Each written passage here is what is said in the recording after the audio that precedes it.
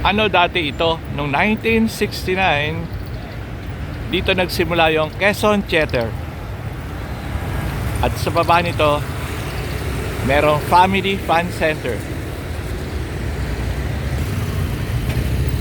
Yung mga 1970s, maluwag na maluwag pa ang Cubao. Walang ganitong traffic. Ni sa panaginip namin magkakaroon ng traffic light dito. Parang malaking parking area yun. Itong farmers doon, so balik-balikan natin 1969 to 70. Ano dati ang Araneta Center? Simple lang. Yan dati tinatawag na Quezon Arcade.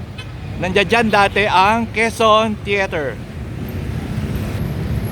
So balik tayo, walang ganitong tao doon. Kahit na Christmas, hindi ka dito karaming tao.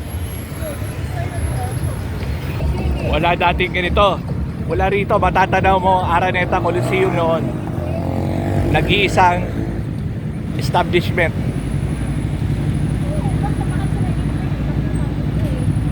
So ibang-iba na ang Araneta ngayon. Pupunta tayo ngayon dito sa lugar. Ano to noong 1969 to 70. Ito po ang Family Fun Center. Ito original to. Original lahat yun. Kaya lang noon, makakaupo ka dito noon. Makakaupo ka dito. Stambayan to noon.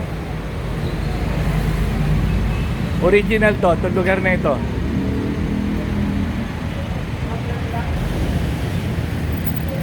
So dito ako nagtitinda ng sigarilyo noon. Ito dati ay Family Fun Center na nagbukas ng summer na 1969. Ang kaisa-isang Family Fun Center na naging sentro ng mga estudyante na mga naglalakwatsa.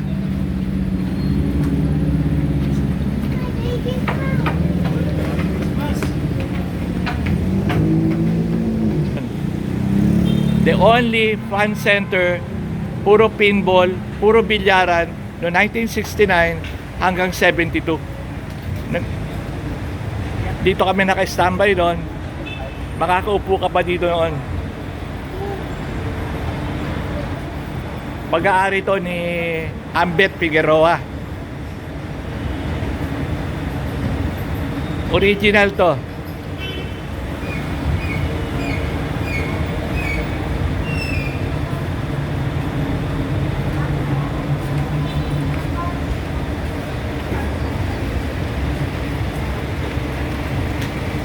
Dito na may exit.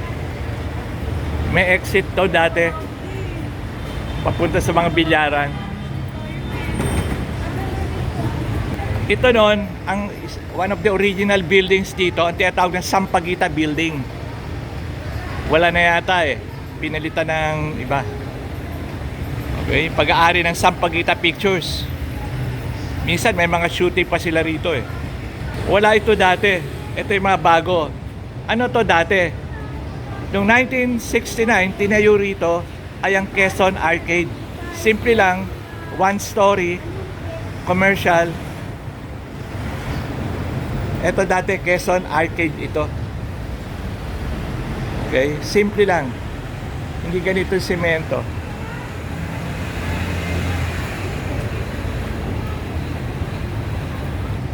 Ito lahat Quezon Arcade ito. Hanggang doon.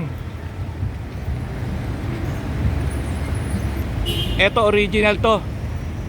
Isa maunang building noong 1960s o late 50s ang Philippine National Bank. Ito sa mga original building dito sa Cubao, Aurora. Na pag-aari dati ang lupa ni Araneta. Binenta yata. Ito rin. Dito may bangko noon. Pag-aari ni Araneta, ang Progressive Bank.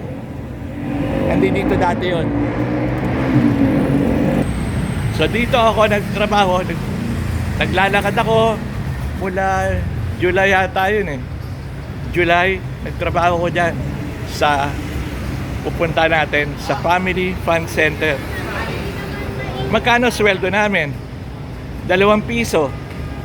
Tapos piso allowance sa pagkain. Dito noon merong Ang original dito, may tindahan dito ng mga Acevedo Eye Center. Acevedo Optical Center pala. Meron dito noon. So babalikan natin ang 1969. Ito dati ang Family Fun Center. Ang kauna-unahang sentro ng mga estudyante kung saan naglalakwatsa. May mga pinball machines, may bilyaran. Ewan ko sino sa inyo nakakaalala niyan. Sentro to ng lakwatsahan ng mga bata. Yan. Kaso may sa kalahatan mamili dyan eh. Original to ha, itong lugar na ito. Ito, kaya lang ito, walang bakal na ganito. Nakakaupo kami dito noon. Dito mga naka-standby, mga nagtitinda ng sigarilyo. Kasama na ako noon, nagtitinda ng sigarilyo. Itong lugar na ito. Magkano Marlboro noon? Piso lang isang kaha. Piso, 5 centimos ang stick. No, 1969.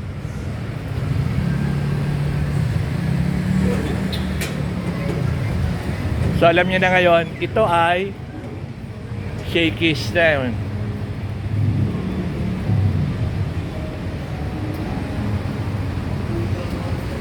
So ito dati ay ang entrance ng Quezon Theater. Ngayon, simbahan ng mga born again.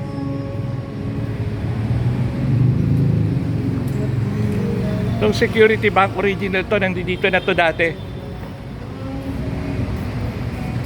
Kaya lang walang teller machine noon. Ito original to. Ito, naalala ko to. Itong fire hydrant na ito, dati nakausli yan. Tapos dito ko sinasandal yung tinda ng sigarilyo. Ito pwesto ko noon eh. Kanto to. So ito noon, hanggang dito lang to. Papasok ka sa loob. Wala tong National Bookstore. Walang building dito noon. Mula rito, papasok ka sa loob. Kanto ito noon. Tapos parking lot yan. Hanggang sa nasunog no 1980 yata eh. Hanggang dito, parking lot yan. At papasok ka sa loob, andun yung mga tindahan ng sapatos, mga belt, patahian. So, lot ito, vacant lot ito dati. Parking lot ito. Okay? So, yan ang Cubao noon. At dito matatanaw mo ni Araneta noon, wala tong ganito, meron ditong shade. Wala rito, tinatawag na Araneta Arcade. Shaded para doon sa mga papasok sa Araneta, mula doon hanggang doon sa theater yun.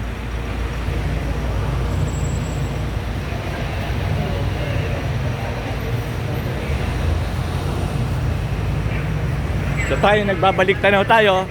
Ano yung Araneta noong 1970? 69, 70. Okay. So dito makikita nyo kagad yung entrance ng Araneta Yellow Gate. Ito may naka-commercial na rito, one story. May mga donut pa to dati, naabot ko yun eh.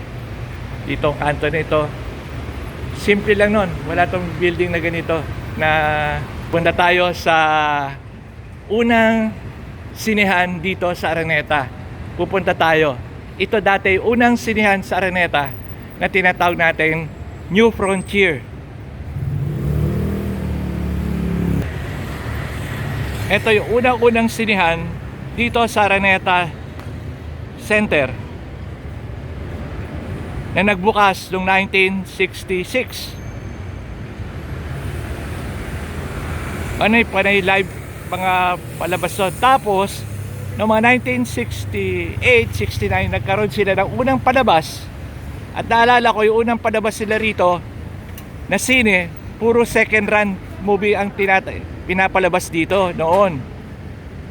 At ang unang palabas nila rito ay Where the Bullets Fly, na pinalabas na sa Cinerama sa Recto. Pinalabas uli rito, hindi ko makalimutan. So ano to dati? Ito dati yung tinatawag na Fiesta Carnival na nagbukas noong 1970. Okay? Parang bakya na ano, na lugar medyo mainit, walang insulation, may mga roller coaster. Yan po yung site ng Fiesta Carnival noon. So, yung 1960, mga 1960s hanggang 80s, hindi ganito ang tsura dito. Ibang iba. So, balikan natin. Ito yung ano sabi ko? New Frontier Theater. Cinema Theater. Hindi ganito kaganda. Ito pinakamalaking sinehan sa Far East. More than 1,000 ang capacity nito eh. Oh.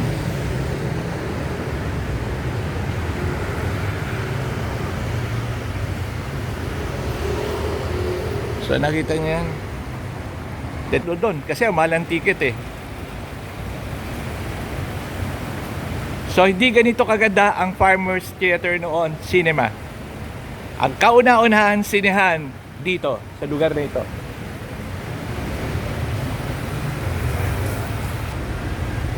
Pupunta tayo dito.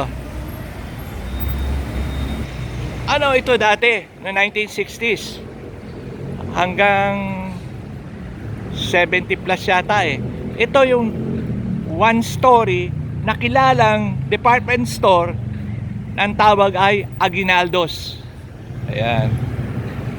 Ito tinayo to mga 1980, 81 eh, 82. Ginagawa to noon. Tinatawag na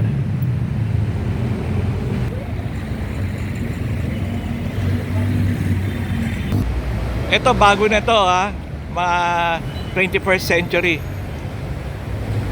Dito dati may tindahan dito eh. Simple lang mga department store. Isa sa mga tindahan nun ay yung kay Boy Marquez, yung Olympian at player ng Meralco. May tindahan siya dito noon eh. Mga t-shirt, mga belt, t-shirts, at iba pa pang gamit. Noong 1965, dito, December yun eh, hindi ko makalimutan, ay binuksan ang the biggest supermarket in the Far East. Ang tawag, New Frontier Supermarket. Itong lugar na ito. So alam niyo na, katabi ng ginagawa pa nun ng New Frontier Theater, ito, nilagay na ang New Frontier